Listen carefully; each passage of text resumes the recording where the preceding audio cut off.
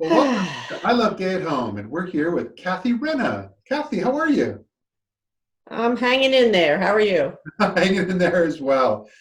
Now, you've been working on a lot of projects related to just how COVID-19 has changed some of our lives here in the LGBT community. Tell us a little bit about what you've been up to. Sure. I mean, it's really been, interesting. It reminds me of years ago when I was working at GLAAD and 9/11 happened. And immediately after, we were all kind of looking at each other saying, how are we relevant in this, what seemed like a very new world? I mean, this is even more all-encompassing because it's a global pandemic. But I think, as always, the queer community has found a way to uh, try and address this pandemic in a way that where we're supporting each other and gathering and connecting, and also trying to educate the larger culture about how we as a community are in many ways disproportionately or specifically impacted. So Yeah. I've been working on a couple of different things. So for one, I have the privilege, honestly, and honor of working with many prides around the country, as you know, as I have for years.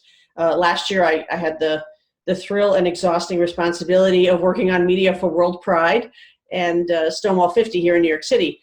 And this year, unfortunately, we've all seen the impact of the pandemic has prompted the cancellation of quite literally hundreds of prides and probably, to a certain extent, the postponement or cancellation of all physical events for Pride this year. And so InterPride, which is the International Association of Pride Organizations, APOA, which is the European Pride Organizations, as well as other regional Pride organizations, are coming together for June 27th for a global 2020 Pride, where we're going to engage and bring together folks virtually and create a Pride that can span time spans, starting out in Far East and coming west, and give people an opportunity to come together in June in a way that is obviously very different than what we're used to, but again, will offer a way to connect in a time when we're all very isolated. Yeah. But it sounds like quite a production. Are you getting good response from folks that want to participate? We've gotten amazing response. Hundreds of prides have already reached out, especially the ones that have already canceled or postponed. Other prides will also be doing their own individual virtual kinds of events and gatherings. So I think over the course of June, you're going to see a lot, but this culmination at the end of the month in a global Pride celebration will be interesting. We're just starting to reach out to and hear from folks who want to be involved and engaged, whether it's talent, whether it's platforms that we're going to need, right, for this kind of endeavor, because it's a really big deal. And it's going to take a lot of collaboration and effort by a lot of different groups. No, that's exciting. And it's a perfect example of how quickly things have pivoted over a period of like just a few weeks in terms of all this planning and everything has just changed. And it gives us hope, though, that there is something really positive to look forward to.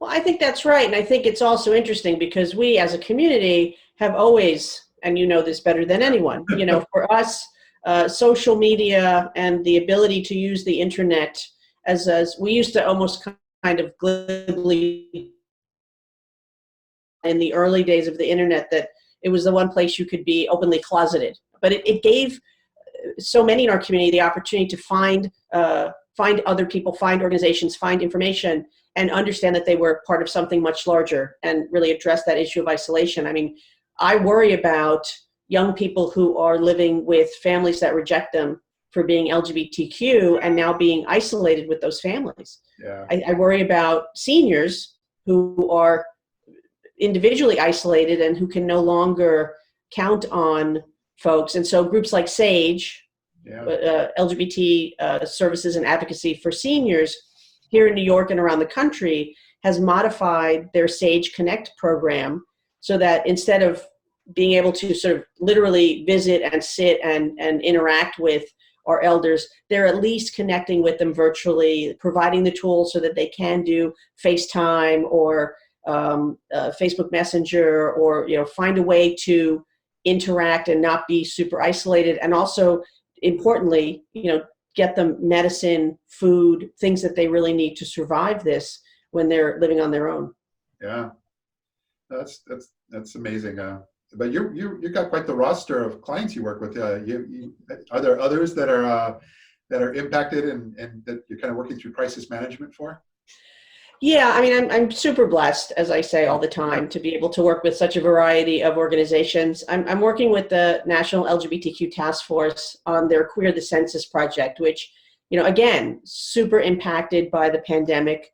This was a project where we had events planned, we had outreach planned. The census folks actually, of course, as everyone knows, go door to door if you don't respond. That's not going to happen this year. So there's a huge push, and we had to make a huge shift in both strategy and tactics to really try and reach folks who need to fill out the census and help them understand why it's still important, even though there is only that one question about same-sex married led households, that it really is important for all of us to respond to the census. So we're doing it using social media, we're using it through advertising, particularly in queer media, and we're doing a lot of earned media work as well as community outreach. Yeah, it was wonderful to see that same-sex household selection. The day it arrived, my husband grabbed it and went right on the computer, and we filled it out together. And well, no one has an excuse. We're all at home. There's several different ways to do the census, so fill out that census form. Absolutely. Well, this is wonderful. Anything else you wanted to add before we wind down? I mean, I think if I would say anything to folks to really look to what local organizations are still doing their best to try and function. I mean, I live just outside New York City, and there are several organizations, like I mentioned, SAGE, but they have affiliates all over the country, so there's probably a local affiliate near you. But also groups like the Ali Forney Center that serve LGBTQ homeless youth. They're still trying to find ways to provide, if not the 24 drop-in center that they used to be able to have open but now can't because of COVID-19, they're at least trying to provide meals, food, supplies, hygiene supplies through at the B. Arthur House. Now they have to do it, with social distancing, but they're still trying to do that. And so we really need to, I think, as a community, try and support these organizations. And the economic impact of COVID-19 is hitting everybody. But, one of the most important things that came out rather early, several weeks ago, feels like early, but it was only a few weeks ago, as we dealt with this, was a very important document that was posted and then sent out to media by the LGBT Cancer Network. It was a rationale and a lot of information about how the LGBTQ community is disproportionately impacted by COVID-19, some things that we may not think about. I mean, the fact is that we smoke at twice the rate of the larger population, the general population. This is a lung disease, so we are disproportionately impacted.